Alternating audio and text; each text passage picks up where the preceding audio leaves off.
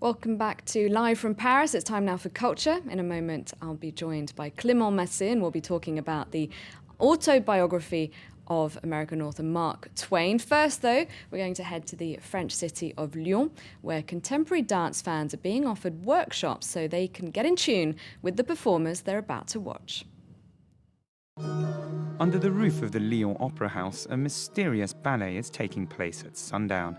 These men and women of all ages are participating in the Spectators Warm-Up, a one-hour workshop put on before certain performances at the Lyon Biennial Artistic Festival. There are a lot of things that look like grimacing or making faces. Why do we make faces? The idea goes back to our origins.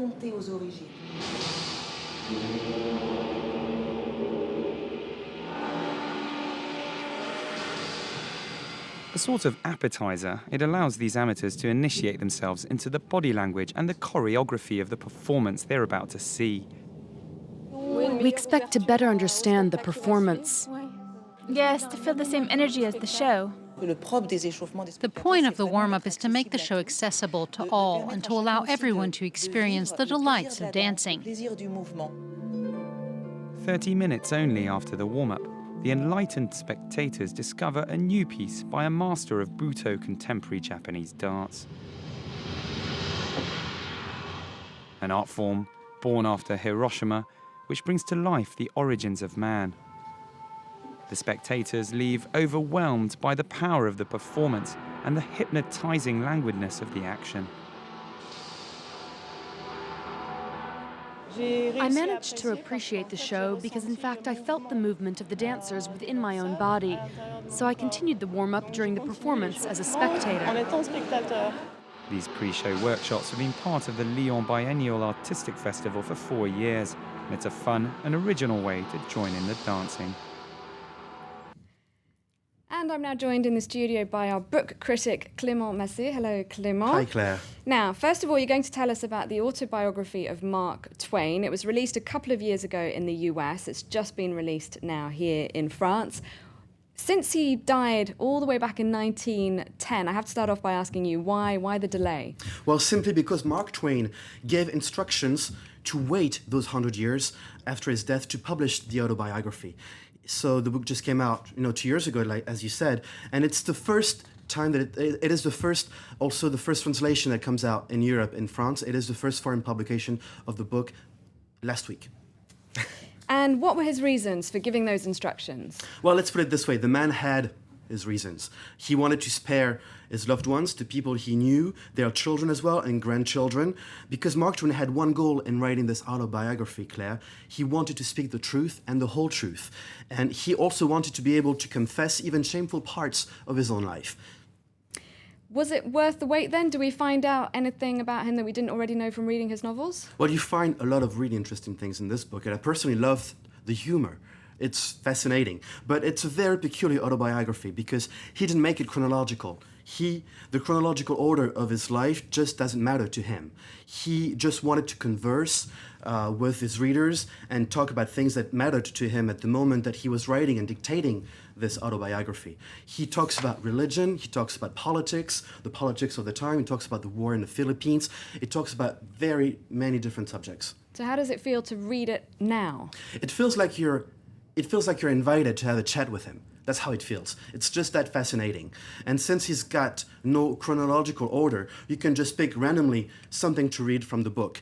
And you're there having a chat with him, and it's a very delightful conversation. Give us an example then. Well, here's what for example, he talks about meeting General Grant, the general of the U.S. Army during the Civil War, and also 18th president of the U.S., Here's what he says. I couldn't think of anything to say, so I merely looked into the general's grim, immovable countenance for a moment or two in silence, and I said, Mr. President, I'm embarrassed. Are you? He smiled, a smile which would have done no discredit to a cast iron image, and I got away under the smoke of my volley. Then 10 years later, he meets him again. Here's what he writes. We shook hands. There was the usual momentary pause, and then the general said, I'm not embarrassed. Are you?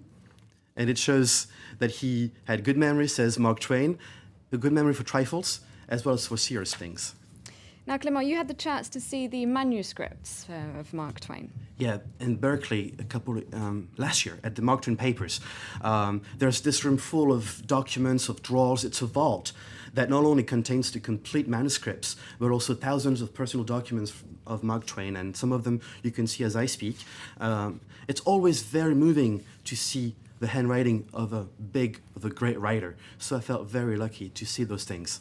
And how did people in the US react to the publication of this? Well, very surprisingly, for the team in Berkeley, this became a bestseller. They were thinking of selling 7,000 copies maybe, and they sold 500,000 copies within a year. So it's been a huge success. It just shows how big this writer is and still speaks to people in our generation today. Big writer and a big book. I mean, how Absolutely. long did it take you to get through that? I didn't read the whole thing, but as I said, you can just speak randomly, and it's Right. a great conversation that you have with him. It's great. Okay, let's take a quick look now at the other book you brought in, Moi Jean Gabin, Me Jean Gabin. It's about the French actor from Jean Renoir's The Great Illusion. That's exactly about him. And as the book opens, a young girl in the late 1930s leaves a movie theater where she just saw Pépé le Moko, one of Gabin's movies set in Algiers. He's a gangster trying to flee the police. And this young girl walks down the street trying to talk like a man, walk like a man, smoke like a man. And all she's doing is that she just realized that Gabin has become her alter ego. She wants to be him. And the whole book tells about the author's memories from her childhood when she learned a lot about life from Jean Gabin's movies.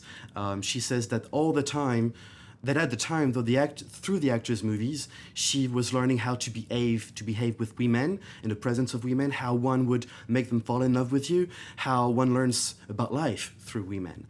But the one thing she thinks about in the meantime are Jean Gabin's still blue eyes. So I believe she's a little bit in love with the guy. And can we get a chance to read it in English? Well, not yet, but Gloria de Sapienza's works are being translated into English at the moment. And most of all, her amazing novel, The Art of Joy, which tells about the life of a free woman across the 20th century in Italy. It tells about growing up in the early 20th century, the conventions of the time for a young girl, becoming a woman as fascism rose in Italy and as fascists came to power. It also tells about falling in love. The main character falls in love with numerous men in the book in quite fascinating circumstances every time, and there's always this woman friend in the back of her mind to whom she comes back every now and then. It's an amazing novel, and that has been rediscovered in France a few years ago in 2005. And when that book came out, the author was dead and completely forgotten in Italy, and it became a huge success. 300,000 copies sold in France only. And it's through the publication of the book in France that it's being rediscovered today everywhere in the world. And briefly, what can you tell us about the author? Well, she started as an actress in Italy, and then she just decided to dedicate her life to writing. And it was really hard for her to make a success out of writing, but she continued throughout her life. And today it is thanks to her husband that those books are coming out. Okay, so that's Moi, Jean Gabin, and the autobiography of Mark Twain. Thank you very much. Thank you, Clément, Claire. we'll see you again soon. Thank you for watching. That's it from all of us here on Live from Paris. Do stay tuned to France 24.